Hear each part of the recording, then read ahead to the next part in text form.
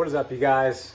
Today is going to be part one, probably, of showing you how we are going to tear down the engine for the Lincoln.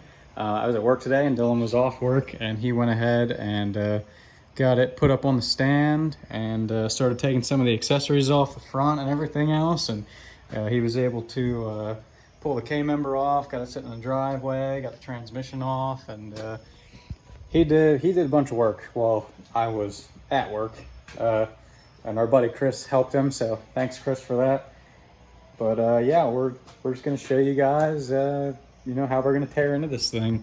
Take off the exhaust manifolds and take off the valve covers, get the whole front end of the motor torn apart, and probably get the front cover off. And yeah, stay tuned.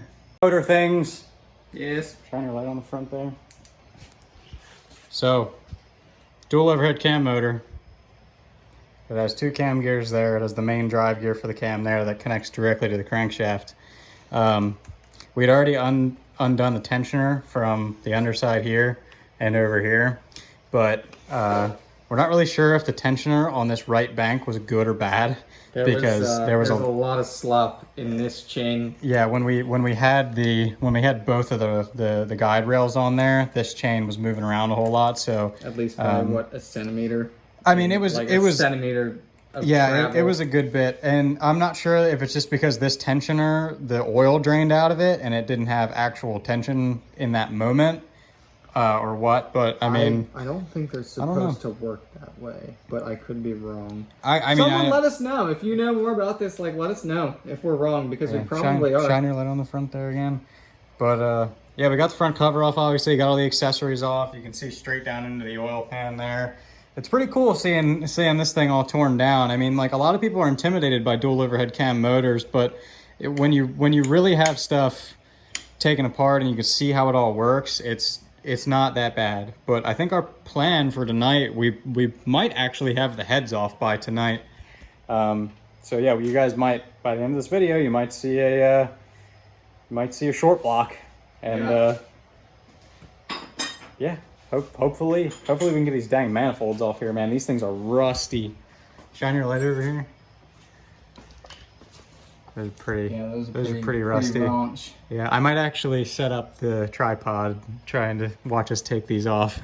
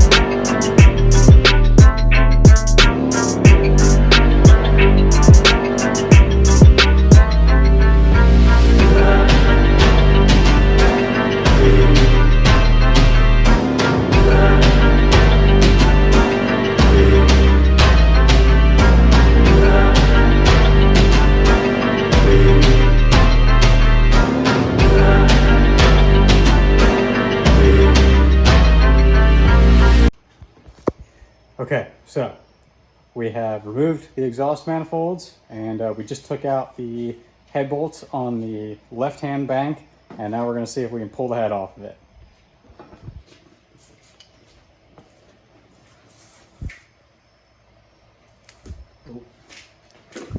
Ooh.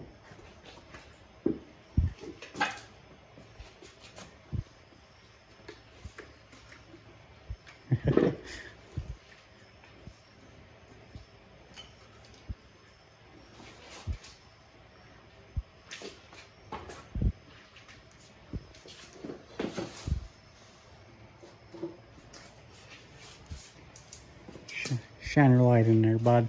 Ooh. It's definitely old. It's not clean. But I mean, the cylinder walls look good. there's no cracks.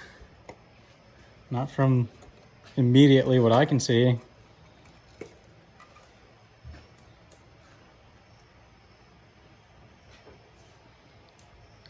Man, those water jackets are nasty.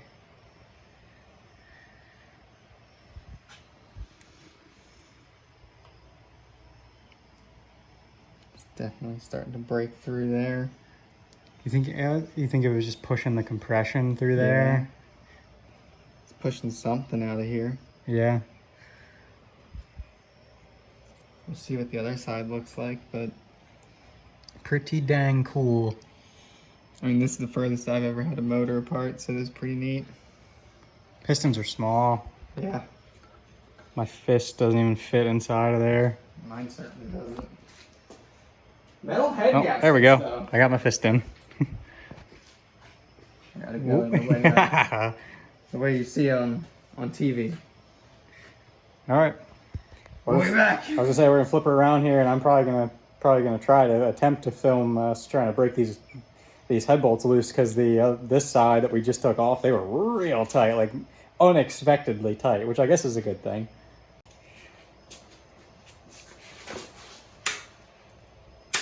Oh, Was that less that was nothing. compared to the other side? That was nothing. Dude, those head bolts on that other side were tight. That's a little bit tighter, that one there. But that's still nothing compared to the other side. I mean, when we did Grant's head bolts, or the retorque on the Saab, they were looser than this, which is scary. But how loose these are compared to what the other side was,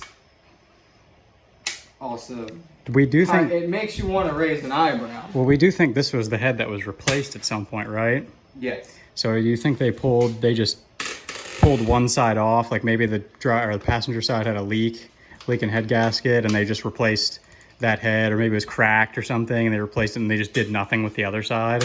So the other side was like the original head bolts, the original head.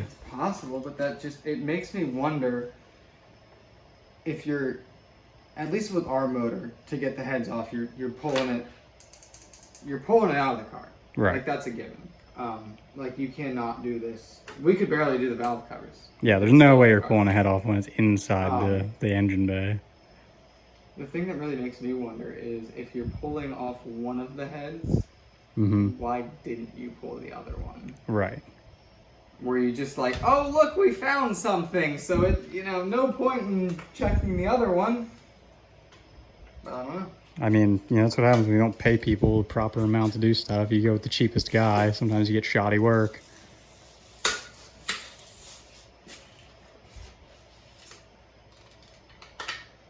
I don't know.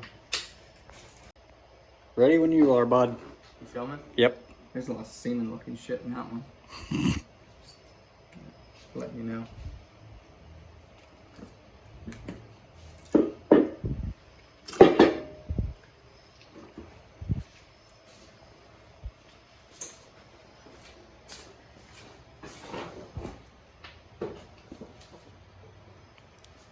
Dirty.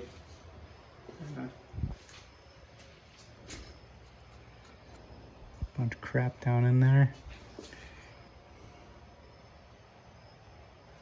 That cylinder's got really nice cross marks in it. Everything else kind of looks like dog shit. Shocking.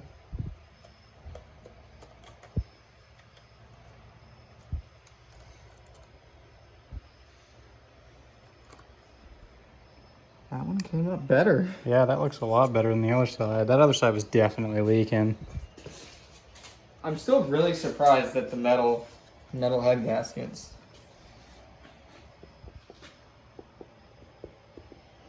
I mean, no cracked or burned pistons. Yeah, You know, nothing like super crazy. I count 8. Yeah. Yeah, 8. Look at that. It's cool though. Yeah, so there it is, guys. That's basically the short block. That is the short block. Yeah, I mean, At this point. we still have an oil pan on it, and there's still, you know, filter housing and everything, but like, that's it.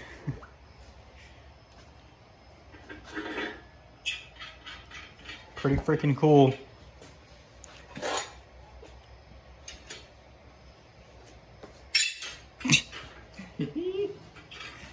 So, final thoughts? Well, we're not done yet. Well, turn the light off there, yeah. We still got the bottom end to pull out. We do, but, you know, final I don't thoughts. think anything exciting is going to be found on the bottom end. Final thoughts for this video, I should say, not final thoughts overall. Final thoughts is I'm surprised for 2 reasons. I'm surprised it's in as good a shape as it is. And I'm surprised at just how easy everything's pretty much come apart. I mean, realistically, from like engine in car to engine down to short block on the stand, nothing has been like difficult.